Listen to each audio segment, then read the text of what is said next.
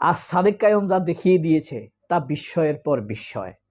তিনি স্বরাষ্ট্র উপদেষ্টা জাহাঙ্গীরকে পাশে রেখে, পেছনে রেখে স্পষ্ট বলে দিয়েছেন যে হাদির উপরে হামলাকারীরা যদি গ্রেপ্তার না হয় তাহলে স্বরাষ্ট্র উপদেষ্টা, আইন উপদেষ্টা আসিফ নজরুল এবং আরেক বাঞ্চদ তহিদ, এই তিনটাকে অবশ্যই পদত্যাগ করতে হবে।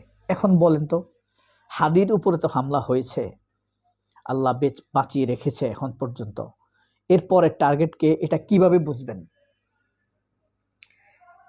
হাদিকে আমরা দেখেছি এর আগ থেকে ফ্রেমিং করা শুরু হয়েছে ৩২-এর ভাঙা নিয়ে, তারপরে আপনার সাউয়া মাউয়া ছিঁড়ে ফেলা নিয়ে, তারপরে ভারতপন্থা নিয়ে, আগ্রাসন বিরোধী কথা নিয়ে, কালচারাল ফ্যাসিস্টের ব্যাপারে কথা নিয়ে, নানান বিষয় নিয়ে হাদিকে কোণঠাসা করার চেষ্টা হয়েছিল, অন্তত মিডিয়া দিয়ে, মানুষের কাছে না পারলেও।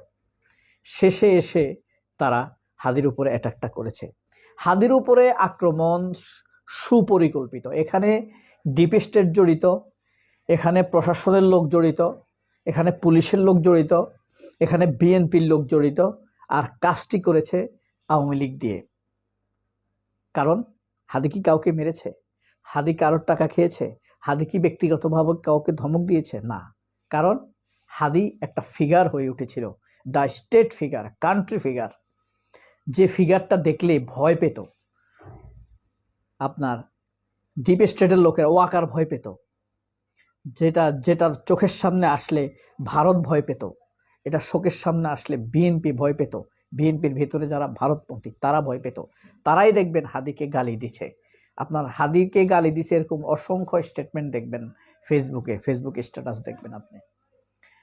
এখন কাকে ফ্রেমিং করা হচ্ছে? আপনি আরেকটা জিনিস খেয়াল করলে দেখবেন, হাসনাত আব্দুল্লাহকে ফ্রেমিং করা হচ্ছে, ব্যারিস্টার ফুয়াদকে ফ্রেমিং করা হচ্ছে, কোণঠাসা করার চেষ্টা হচ্ছে, ব্যারিস্টার শাহরিয়ার কবিরকে কোণঠাসা করার চেষ্টা করা হচ্ছে, মাহমুদুর রহমানকে তো চেষ্টা করছেই, পারেনি, কিন্তু আক্রমণ থেমে থাকেনি।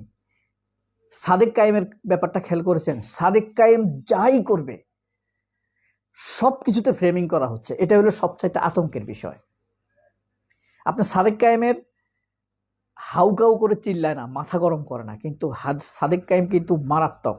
আপনি বুঝতে পারেন, জাহাঙ্গীরকে পাশে রেখে, বাম পাশে দাঁড় করিয়ে রেখে বলে দিয়েছে স্বরাষ্ট্র উপদেষ্টার পদত্যাগ চাই, স্টেট কার্ড বক্তৃতার মধ্যে বলে দিয়েছে। তাহলে এই জিনিসটা পারা খুব সহজ বিষয় না। অনেকে ডিপ্লোম্যাটিক হয়, অনেকে আগে পিছ চিন্তা করে, স্বার্থ চিন্তা করে, কিন্তু সাদেক কায়েম সেটা করে নাই। সাদেক কায়েমের এই ক্যারিশমা, কৃতিত্ব শিক্ষা নেওয়ার মতো। কিন্তু আপনি দেখবেন এটারও সমালোচনা করা হচ্ছে। সাদেক কায়েম সংবাদ সম্মেলন করছে, সেটারও সমালোচনা করা হচ্ছে।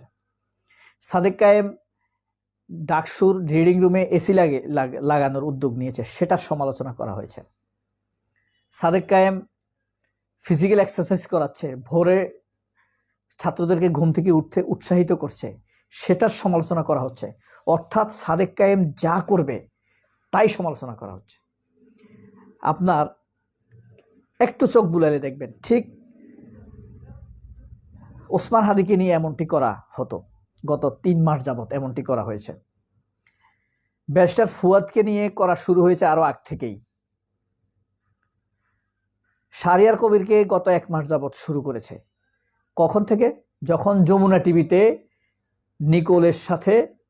নিকোল তাকে অসম্মান করেছে, ফ্যাসিজম শো করেছে, নিজের অথরিটি দেখাইছে, এখানে কি হবে কি হবে না সেটা আমি বুঝবো।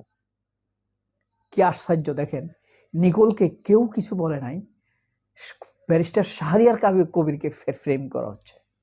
এখন একচ্ছত্র বিএনপি থেকে, আওয়ামী লীগ থেকে, ভারতীয় ফেজ থেকে, বাংলাদেশের সাংবাদিকদের ফেজ থেকে অনবরত এই সাদেক কায়েমকে ফ্রেমিং করা হচ্ছে। খুব সাবধান করে দিচ্ছি আমি, সাবধান করে দিচ্ছি না, আমিও সাবধান হচ্ছি। আমার যদি এজাজতে থাকে সাদেক কায়েমের নিরাপত্তা বিধান করা, একটু ভূমিকা রাখা, সেটাকে আমি রাখবো না?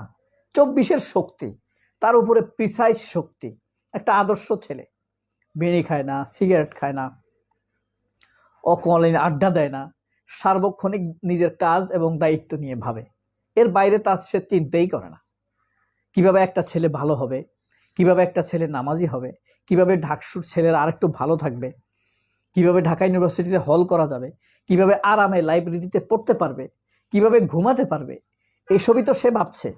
এর বাইরে তো ভাবনা নাই তার। অন্যদের মতো তো প্রেম প্রীতি এসবে নাই। তারপরেও তাকে নিয়ে ফ্রেমিং করা হচ্ছে, খেয়াল করেছেন? সুতরাং সাবধান, আমাদের সবাইকে আরো বেশি হতে হবে। আর আমাদেরকে রক্ষার জন্য তো আমাদের মহামহিম আল্লাহ তাআলা আছে তার অপরিসীম নাজ নেয়ামত, আছে চারপাশের ভালো মানুষেরা, আছে অদৃশ্য আল্লাহর পাঠানো ফেরেশতারা।